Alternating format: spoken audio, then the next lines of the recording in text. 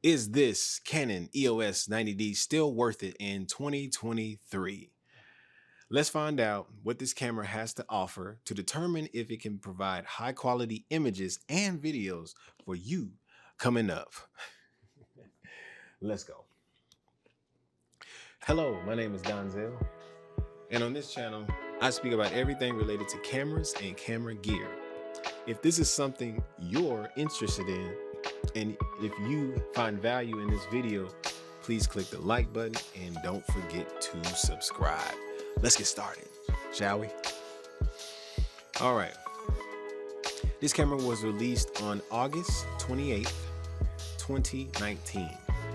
If you want this camera, this 90D camera body, the body itself will set you back $1,200 USD for just the camera body itself. Remember that.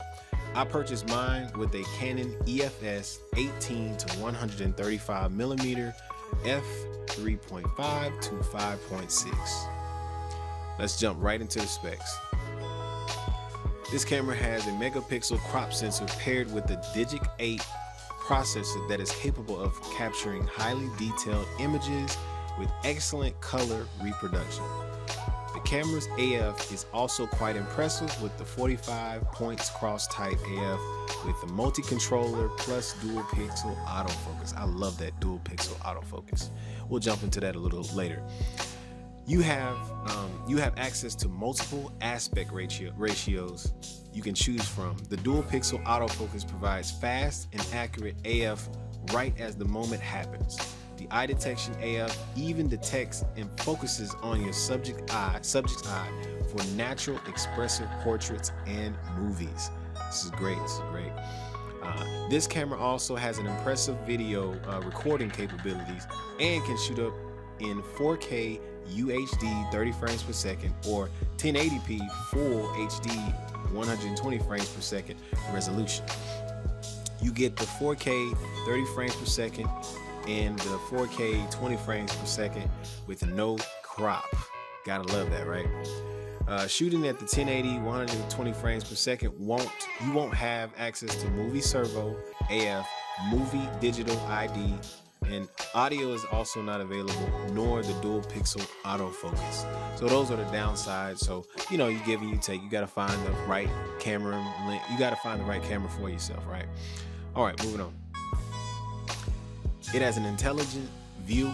It has an intelligent optical viewfinder.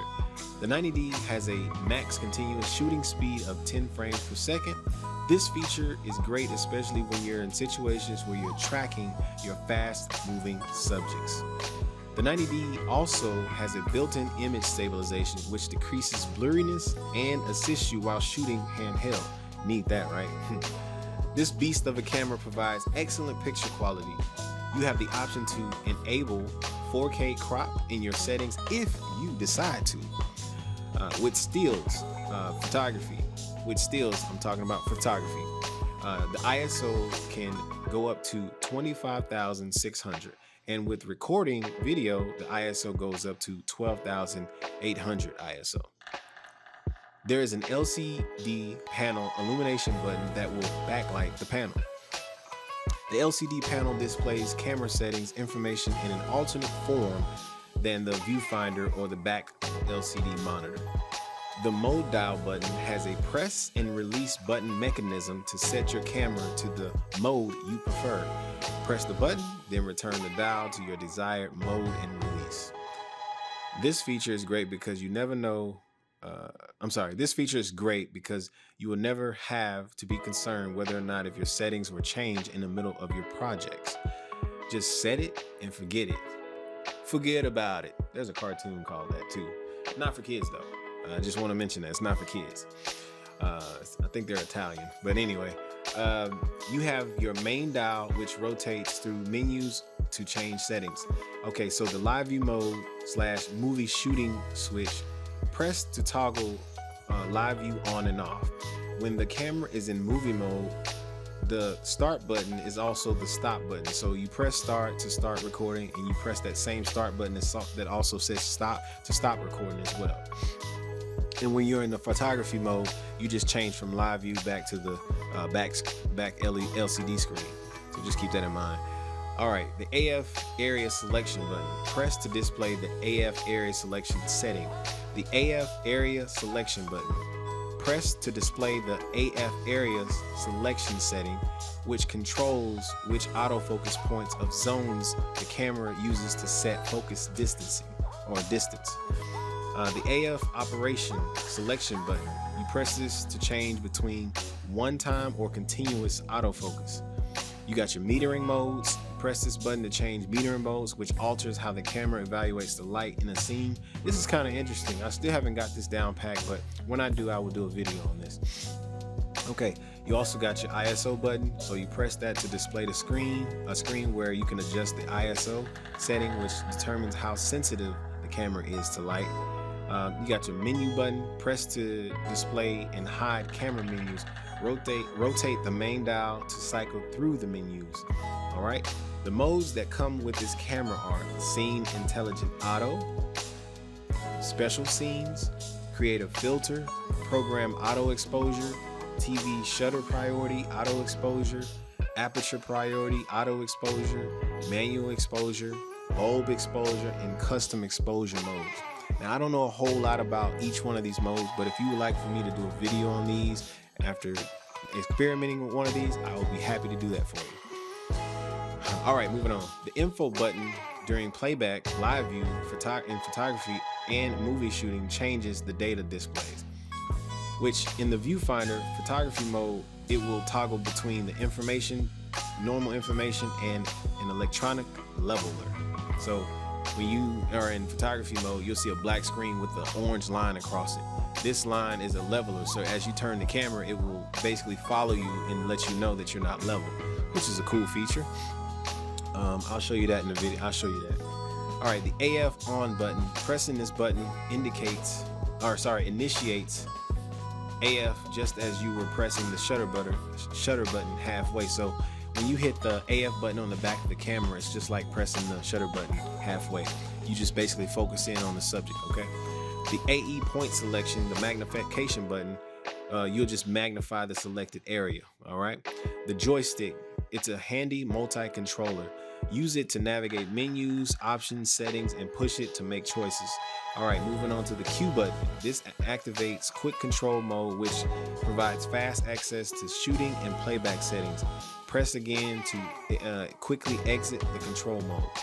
The large multi-controller with the set button highlights options from menus and other screens, and then press set to select that option. So the big wheel with the word set in it, that's what you use to navigate through menus, and then press set to say okay or something to that nature, okay?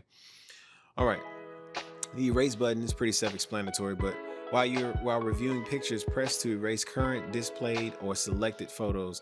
This includes videos as well. The flash button, press to raise the built-in flash in all modes. When this flash is up, press it again to access flash-related menu settings. Lens release button. All right, press to disengage the lens from the camera lens mount so that you can remove the lens. Let me say that again. The lens release button. Press to disengage the lens from the camera's lens mount so that you can remove the lens, okay? If you want to know how to do that, or if you want to know specifically with Canon cameras, refer to my short video to see how to remove the lens, okay? I really would appreciate it, so check me out. Even though it's not that hard, some people are just now starting, so work with me. I appreciate it. All right, the battery you'll need to power this beast of a camera is an LP E6N, and you'll get 13 to 1500 shots before you'll need to charge your battery again. That's approximately 2.5 hours. How much time you have as far as recording video before the battery dies is concerned, okay? It will approximately take 2 hours to charge, so please remember to have a few extra batteries on hand to purchase, or you can purchase a battery grip. It will make the camera a little bit heavier, a little bit bulkier, so just keep that in mind. But you will have that extra 2 hours without having to worry about your camera dying as fast, depending on what you're doing. Just always have batteries, extra batteries on deck, okay? Fully charged, that is. All right, the 90D has an environmental sealing, which makes it weather resistant, which makes it a weather resistant camera. So you'll be able to go use it in extreme weather conditions. All right, we got some honorable mentions here. The 90D takes all of the EF and EFS lenses. There are 212 EF and EFS lenses available to the public. I'm sure you'll find one that will suit your desires, okay? If you have a 90D, type down in the comments section below what your favorite lens is. I would like to know. I can't wait to get my hands on a 70 to 200. When I do that, I will do a video on that because that's a lens that I really want for some reason. All right, I will speak on these lenses. I will speak more on lenses later, possibly. Let's move on. Since this is a crop sensor camera, it has a 1.6 times focal lengths of the lens, so keep that in mind. It has a built-in Wi-Fi and Bluetooth that is compatible with smart devices using the Camera Connect app and remote shooting option plus more. Let's not forget about the 3-inch articulating LCD screen, which allows you to easily capture high-quality selfies, compose and review photos. Tap the screen to focus on specific locations during the live view shooting mode and more. AF modes, AI focus, one shot, and AI servo. All right, so these modes, let's talk about it. The single point is the best focus area mode for still subjects. One shot is for when neither you nor the subject are moving. AI servo is good for when you or your subject is moving. Although many will argue it's better to use a full frame camera, the 90D is great to use for wildlife, close-ups, macro, portrait, sports, and landscape photography. It's all about preferences and what lenses you utilize for your artistic style or taste. All right, the body feels good in the hand and it fits perfectly in the hands. Depending on your hands, if you have large hands or small hands, it may or may not feel good in the hands. It just personally, that's just what's been said across, the internet about this camera. The cons of this camera are the more you introduce the higher ISOs, the more noise you'll see. That comes from it being a crop sensor camera, which is why sometimes it is better to perform using full frame sensors because they perform better in low light conditions or settings. So keep that in mind too. That is why I have a Canon 5D Mark 1, I believe, and was it 6? No, sorry, a Canon 6D Mark 1. So check that video out if you haven't already. I really would appreciate it. Yeah, so let's move on. The second con is not having another slot to insert another SD card. The reason this is a big deal to some photographers is simply because the photographers would like a peace of mind knowing that they can save their work on 2 SD cards in case one fails. I assume the likelihood of both cards can never fail at the same time.